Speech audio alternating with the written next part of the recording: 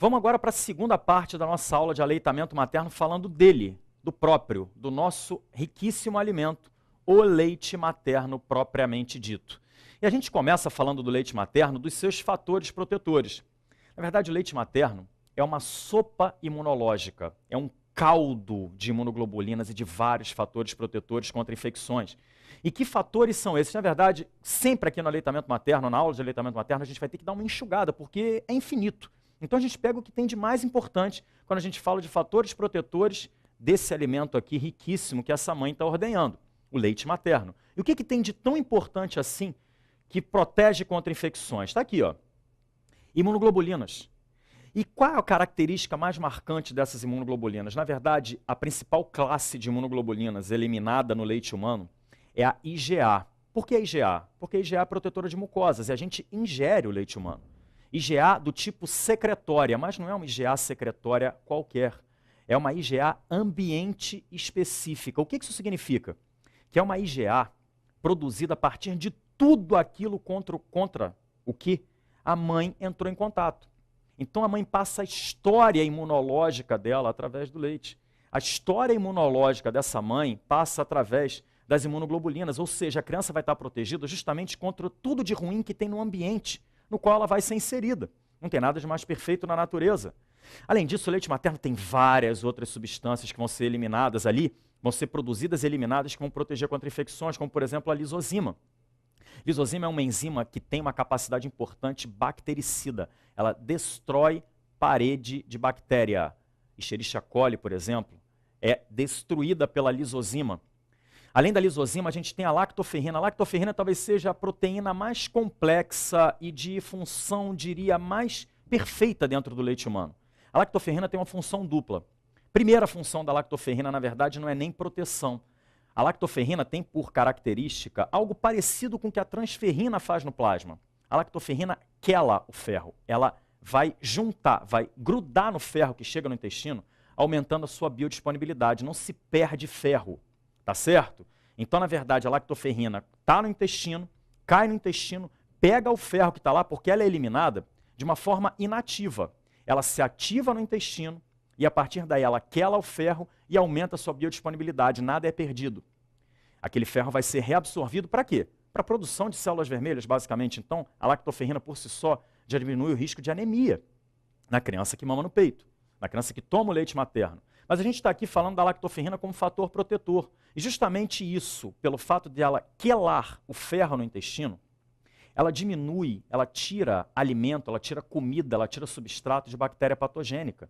Principalmente Escherichia coli. Mas várias outras, como Klebsiella, como alguns tipos, algumas espécies de streptococcus, que poderiam, obviamente, ser patogênicos. A lactoferrina tira o ferro. Então ela tem uma função bacteriostática. Ela tira alimento de uma bactéria patogênica. Algo parecido com o que faz o fator bífido. O fator bífido ele tem uma propriedade um pouquinho diferente, que na verdade, além de ser, né, bacteriostática por si, ela alimenta os lactobacilos bífidos, alimenta a flora saprófita no intestino. Então, a partir do momento que você alimenta a flora saprófita, você tira substrato de bactéria patogênica. Você impede a hiperproliferação de bactérias patogênicas, quaisquer. Tá certo? Porque você aumenta, repito, a população de flora saprófita. Flora saprófita é que vai ter várias características benéficas para o bebê. Tá certo? Principalmente quando a gente está falando de eliminação de fezes. Além, obviamente, de inibir, repito, a hiperproliferação de população de bactérias patogênicas. Além disso, o leite materno é riquíssimo em células. Olha a propaganda. Estamos vendendo aqui leite materno. Não precisa vender, ele é de graça. Macrófagos, linfócitos, ou seja, células que se não agem diretamente contra as bactérias patogênicas, vão inibir a proliferação delas a partir da produção de imunoglobulinas. Os linfócitos, por exemplo, os linfócitos B vão produzir imunoglobulinas, vão gerar memória imunológica a partir daquele contato e a partir disso, da produção de imunoglobulinas, da produção de anticorpos, a gente vai inibir de fato o risco de infecção nesses pacientes, nessas crianças. Tá certo? Que mamam no peito. Então, além disso, existem várias outras, como a lactoperoxidase. A lactoperoxidase, na verdade, também é uma destruidora de parede de bactéria, como Streptococcus, principalmente. Na verdade, existem várias e várias outras substâncias. A própria lipase, que tem função anti-inflamatória, também tem função bactericida. Então, na verdade, existem vários fatores protetores contra a infecção. E não são só infecções relacionadas ao trato gastrointestinal. Qualquer infecção em criança que mama no peito tem sua incidência diminuída a partir da produção dessas substâncias aqui. Agora, isso, por incrível que pareça, normalmente não é o que é mais cobrado em prova de residência. Na verdade, talvez a base para a aula de hoje mesmo, o objetivo básico de uma aula de aleitamento materno é dizer que o leite materno é melhor do que qualquer outra coisa, ou seja, a comparação. Normalmente, ao longo da evolução, o leite mais usado como substituto do leite humano era o leite de vaca. E exatamente essa é a nossa comparação. Repara no que tem aqui de mais elementar nessa imagem, mais básico. Quantas vezes a gente fala sobre isso na aula de hoje? Quem é que está mamando aqui no peito? É uma criança. Ó, óbvio, é um ser humano, é um bebê da espécie humana. E quem é que está mamando aqui? É um bezerro. Isso é que é a natureza. A natureza não é pegar essa criança daqui, puxar para cá e botar para mamar na teta da vaca. Senão, como diz um professor meu, essa criança vai ficar com a inteligência desse bezerro. Óbvio que isso é grosseiro, até porque muitos de nós fomos amamentados aqui. E eu espero que a gente não tenha inteligência de bezerros, mas na verdade, a gente quer promover saúde. Então, qual seria, ou quais seriam os benefícios do leite humano em relação ao leite de vaca para a espécie humana? Por que que o leite materno humano é muito melhor do que o leite de vaca para nós, seres humanos? Na verdade, a comparação é quantitativa e qualitativa. Começando pela comparação quantitativa, que nem é a mais importante, mas ainda assim a gente ganha de goleada. Leite humano versus leite de vaca. Primeira das características, na verdade, não vai diferenciar muito, que é a densidade energética. Em quilocalorias por decilitro, a gente tem, na verdade, uma aproximação muito grande. Não é nisso que a gente vai ter uma grande diferença. Por quê? No leite humano, a gente tem 71 quilocalorias por decilitro, no leite de vaca, 69. Ah, já ganhamos. Não, nem conta. Não precisa contar isso. Na verdade, a gente vai ter muitos outros benefícios. A começar pelas proteínas. Proteína no leite humano, a gente tem 1,1 grama por decilitro.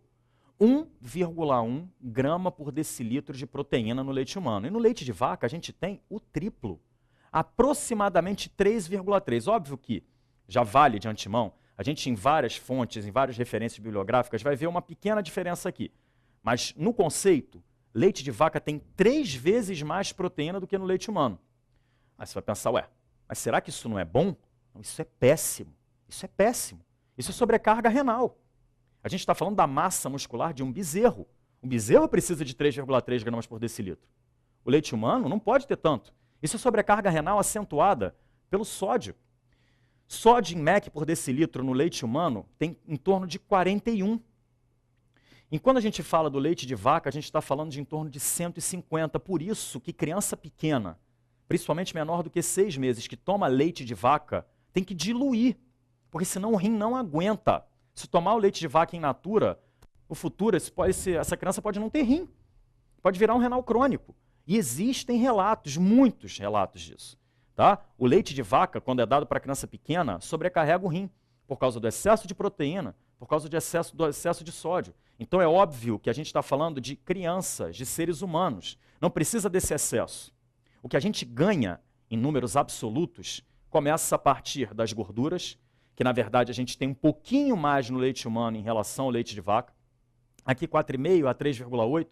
Lembrando que a gordura é o componente que mais varia ao longo dos dias, ao longo do próprio dia, ou seja, tem mais gordura no leite à noite do que de manhã, tem mais gordura no final da mamada do que no início da mamada, sofre influência direta do que a mãe come.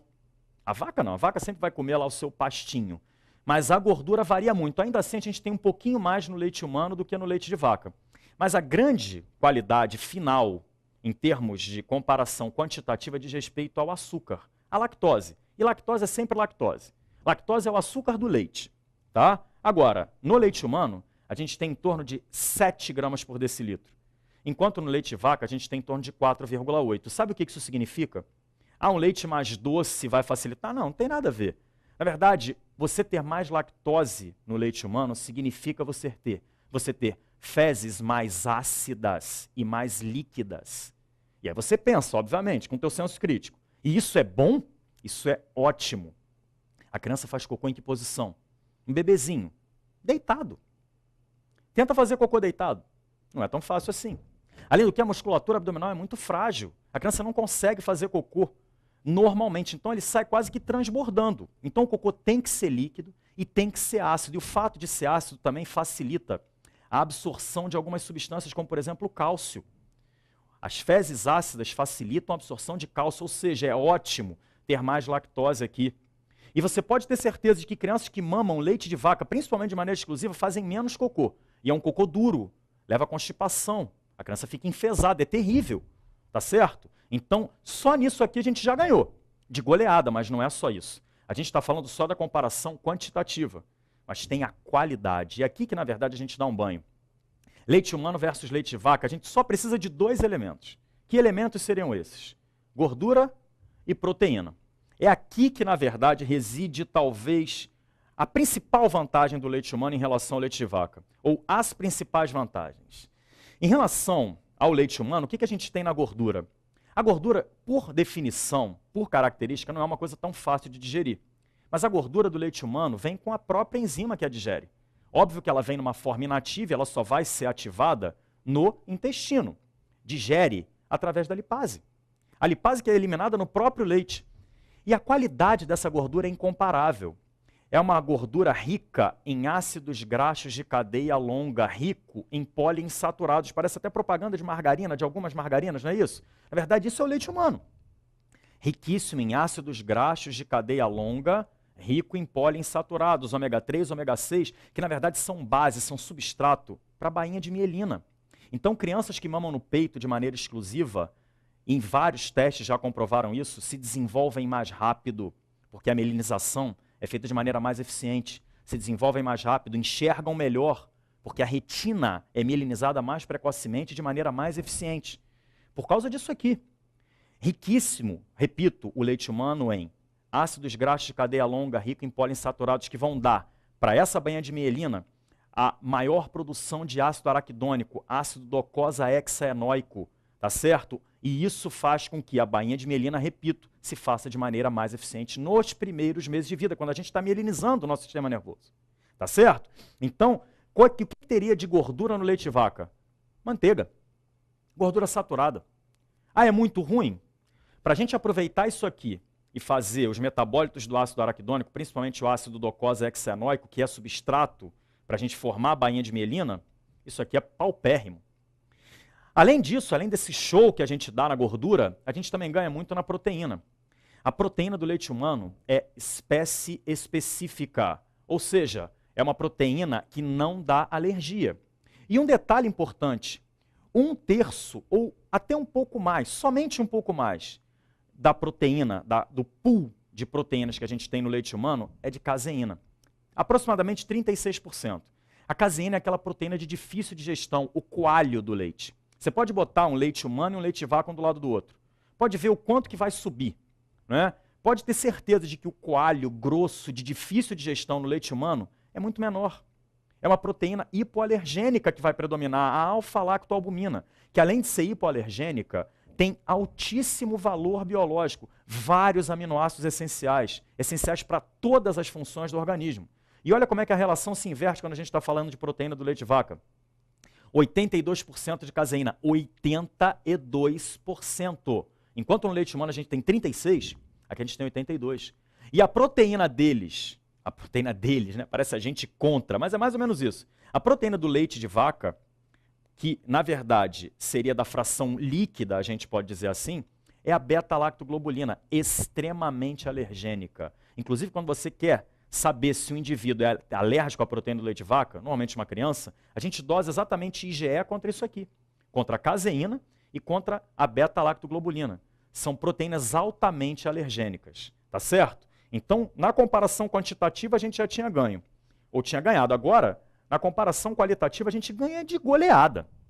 É mais artifício, né? São mais armas para a gente provar que o leite humano é o melhor alimento para um recém-nascido da própria espécie, tá certo? E as possíveis carências? Apesar da gente falar tudo de bom do leite humano, ainda tem gente que se prende no que vai aparecer aqui. Mas falta alguma coisa no leite humano. Tem que faltar, nada é perfeito.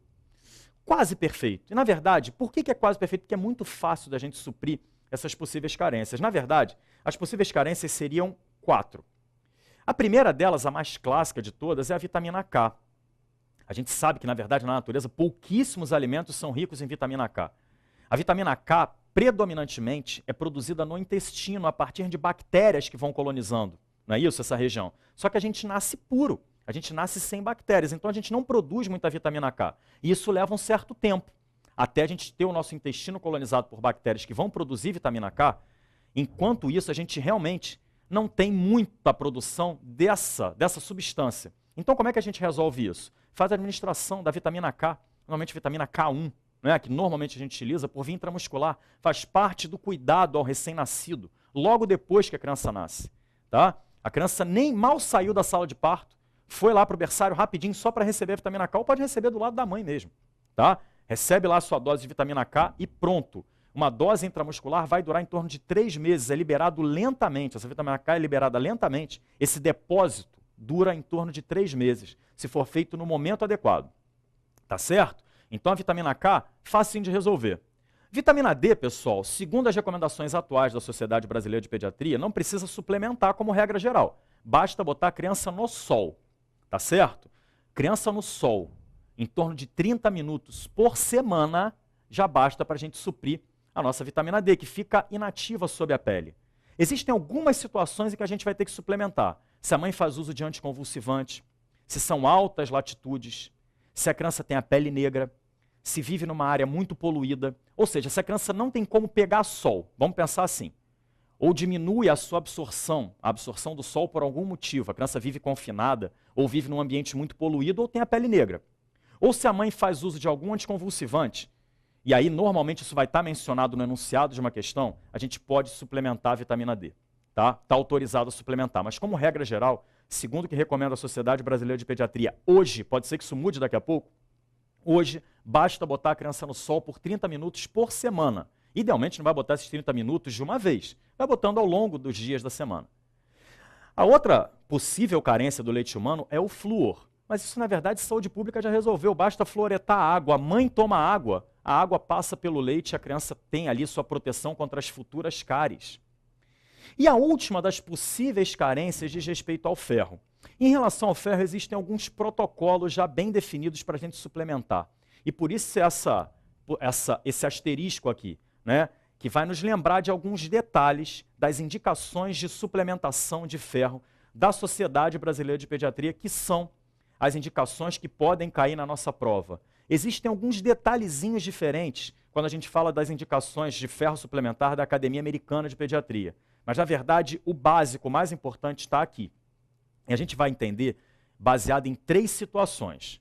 Primeira situação, criança que mama no peito de maneira exclusiva. LM, leite materno exclusivo. Criança que mama no peito de maneira exclusiva, qual seria a recomendação? Quando e como a gente vai fazer a suplementação de ferro? A gente faz a suplementação de ferro a partir do momento em que a gente vai fazer a introdução à alimentação complementar. Alimentação complementar, lembra, qualquer coisa sólida, não é isso? Então, a partir do momento que a gente faz a introdução à alimentação complementar, idealmente quando? Idealmente quando a criança completa 6 meses, a gente faz a dose de 1 miligrama quilo dia de ferro elementar até a criança completar 2 anos. E se você tiver por algum motivo, ou por alguma razão, ou por força maior, iniciado a alimentação complementar dessa criança aos 4 meses, quando é que ela vai fazer a suplementação de ferro de 1 miligrama quilo dia até completar 2 anos? Com 4 meses. Ah, mas com 1 mês eu comecei a dar sopinha de feijão. Vai ser com 1 mês. Ah, quando a criança chegou em casa, eu achei que ela estava com fome, estava comendo uma pizza e resolvi dar para ela. E resolvi ficar dando direto. Se você não matar essa criança, você vai continuar, na verdade, suplementando, você vai iniciar a suplementação de ferro dela de 1 miligrama por quilo por dia, ou seja, a partir do momento da introdução da alimentação complementar. Idealmente, repito, aos 6 meses de vida. Segunda situação que se apresenta é a criança que faz uso de fórmula láctea. A criança que faz uso de fórmula láctea, como regra geral, ela não precisa da suplementação de ferro, a não ser que ela ingira menos do que 500 ml por dia de fórmula. Qualquer fórmula, normalmente fórmulas de partida, aquelas que têm o número 1. Não é isso? Então, criança que toma fórmula láctea, como regra, a princípio não precisa suplementar, a não ser que, repito, tome menos do que 500 ml por dia de fórmula. Se ela toma menos do que 500 ml por dia de fórmula, ela vai precisar suplementar ferro. Quanto? Qual é a dose? Isso pergunta-se em prova. 1 miligrama quilo dia até completar 2 anos. E a situação mais delicada, vamos dizer assim, é um prematuro. Um prematuro que tenha mais do que 1.500 gramas de peso ao nascer, ou se ele for um recém-nascido de baixo peso, mesmo que não seja prematuro. Por definição, o que é um recém-nascido de baixo peso? Recém-nascido de baixo peso, ou como a gente diminuiu aqui, RNBP, é aquela criança que nasce com menos do que 2.500 gramas. Tem menos do que 2.500 gramas. Ou, vamos dizer assim, é um prematuro maior do que 1.500 gramas, a gente vai fazer a suplementação de ferro a partir do 30º dia de vida. E isso não guarda nenhuma relação com quando ou como a criança vai fazer a transição alimentar. Tá certo? A partir do 30º dia, com um detalhezinho diferente. Preste atenção nesses detalhes, porque eles são cobrados em prova. Não viaja, não. Preste atenção, vem para cá. 2 miligramas quilo dia de ferro elementar até a criança completar 1 ano. Ou seja, entre 1 mês e 12 meses de vida, a criança faz essa aqui, essa última, 2 miligramas quilo dia de ferro elementar. A partir do momento que completa 1 ano, a dose cai pela metade. Vai a 1 miligrama quilo dia de ferro elementar até completar 2 anos, seguindo o que a gente viu nas outras situações. Essas são as indicações de ferro suplementar da Sociedade Brasileira de Pediatria que podem cair na nossa prova. Vamos repetir rapidinho? Aqui, 1 miligrama quilo dia. Aqui, 1 miligrama quilo dia. Aqui, 2 miligramas quilo dia, até a criança completar 1 ano. A partir daí, a criança vai fazer 1 miligrama quilo dia até completar 2 anos de idade. Tá certo? Então, pessoal, lembrando das fases de produção do leite, continuando a falar desse alimento tão rico, tão perfeito. A gente já diferenciou bem leite humano de leite de vaca. Agora, dentro do próprio leite humano, existem fases de produção, que também são amplamente cobradas em prova de residência. Na verdade, o leite humano ele vai amadurecendo ao longo dos dias, ao longo das primeiras semanas. Ele completa o seu processo de amadurecimento em torno de 2 semanas. Em torno de 2 semanas, a gente já saiu daqui, do colostro, passou pela fase de transição e chegou ao leite maduro. O colostro, na verdade, ele dura em torno de 3 a 5 dias, não mais do que isso. E a cor aqui mostra pra gente, ele é amarelo, é um leite amarelado, é quase uma água amarelada, o que assusta muito as mães, que têm a impressão de que ele é muito fraco, mas na verdade ele é riquíssimo. A partir do momento em que tem a apojadura, ou como se diz, a descida do leite, o leite passa por uma fase de transição. Leite de transição, na verdade, ele guarda algumas características do colostro, como a gente está botando aqui um amarelo um pouquinho mais fraco, mas ele já tem um processo de amadurecimento, que, eu repito, vai se completar quando a criança tem em torno de 2 semanas de vida. A partir do momento, ou seja, que a criança completa 14 dias, ela já tem, a mãe já produz um leite maduro. E, na verdade, qual é a grande diferença? Em que se baseia a diferença do colostro para o leite maduro? É isso que a gente precisa saber quando a gente fala de fases de produção láctea. Em que consiste a diferença? Qual é a base da diferença? A base da diferença, antes de olhar elemento por elemento, está aqui. O colostro ele é um transsudato do plasma. Ou seja, qual é o conceito? Tudo que você tem de maneira abundante no plasma, você vai ter mais no colostro do que no leite maduro. Basta lembrar disso. O colostro, pessoal, não depende de uma produção da mama. A mama não está madura para produzir um leite maduro. A mama simplesmente elimina, como se fosse um suor, o colostro. Ah, mas então isso é uma água. Ué, existe água materna? Não, é leite materno. Então o colostro é leite, mas é um leite para o bebê que acabou de nascer. Ele é um transsudato do plasma. Então, para a gente diferenciar bem o colostro do leite maduro, a gente vê esse slidezinho aqui. Preste atenção, pessoal. Calorias, a gente tem praticamente a mesma coisa. 67 quilocalorias por decilitro no colostro, 71 quilocalorias por decilitro no leite maduro. Óbvio que isso não vai ser diferença para a gente. A diferença vem para cá. Repito, o colostro, ele é eliminado, ele não é produzido.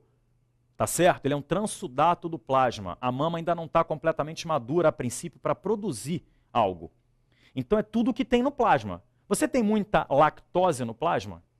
Mesmo que você esteja francamente doente, você não vai ter muita lactose no seu plasma. Então, no colostro, a gente tem 5,7 gramas por decilitro, mas no leite maduro a gente tem mais, 7 gramas por decilitro. A lactose é produzida pela mama, assim como a gordura. O colostro não tem muita gordura, 3 gramas por decilitro. Enquanto no leite maduro a gente tem em torno de 4,5 gramas por decilitro, em média. Lembrando que a gordura varia muito, tá certo? Ao longo da própria mamada. Tem o leite anterior, que é um leite que é quase uma água doce, é uma água com lactose. E a gordura se acumula no final, tá certo? Então, como a gordura se acumula no final da mamada, a criança tem que esvaziar a mama para ficar completamente satisfeita, para pegar essa gordura toda que vai se acumular lá. Muito mais do que tem no colostro. Além disso, a grande, talvez, vantagem numérica do colostro em relação ao leite maduro, lembrando que o colostro é um transsudato do plasma, a gente tem proteína circulando no plasma? Óbvio, de maneira abundante, a gente até dosa, não dosa? Albumina e principalmente imunoglobulinas. Basta lembrar, pessoal, a natureza é perfeita. A gente tem uma criança que acabou de botar a cara no mundo, literalmente. Botou a cara no mundo, ela não tem proteção quase nenhuma, ela só tem a proteção transplacentária. Mas ela tem que adquirir proteção adicional. Proteção adicional vem através das imunoglobulinas, proteínas. Então a gente tem mais proteína no colostro do que no leite maduro, o dobro de proteínas aqui. E proteínas de altíssimo valor biológico. Não são proteínas que sobrecarregam o rim, como a proteína do leite de vaca, é basicamente imunoglobulina. É basicamente substância para memória imunológica. Tá certo? Então, tem proteína circulando no plasma? Tem mais proteína no colostro do que no leite maduro. E eletrólitos também. A gente não tem eletrólitos circulando no plasma? Tem. Você não dosa lá o seu sódio, o seu potássio, principalmente o sódio, está lá. Ó. No colostro tem mais do que no leite maduro. 1,5 vez, mais ou menos. 68 mEq por litro, aqui 41. Tá certo? Na verdade, por decilitro talvez fosse melhor. Mas, enfim, tem mais eletrólitos no colostro do que no leite maduro. Tá certo? Então, resumindo, o que tem mais, segundo esse slide aqui, que é o que tem de mais importante? O que tem mais no leite maduro que não tem no colostro? O que depende de produção da mama. E o que depende de produção da mama, de amadurecimento da mama? Gordura e lactose. Só tem mais um detalhezinho que esse é maroto e que a gente vai botar aqui. O leite maduro em relação ao colostro, além de ter mais gordura e mais lactose, ele também tem mais vitaminas hidrossolúveis, tá certo? E não lipossolúveis. Apesar de ter mais gordura, essa é uma pegadinha boba que às vezes é cobrada em prova de residência e vale a pena a gente lembrar uma exceção. Vamos dizer que a gente subverte um pouco a ordem aqui. Né? Tem mais vitaminas hidrossolúveis. E a gente lembra de um detalhe que vai nos facilitar. Não é nem muito precisamente a verdade absoluta, mas vai nos ajudar.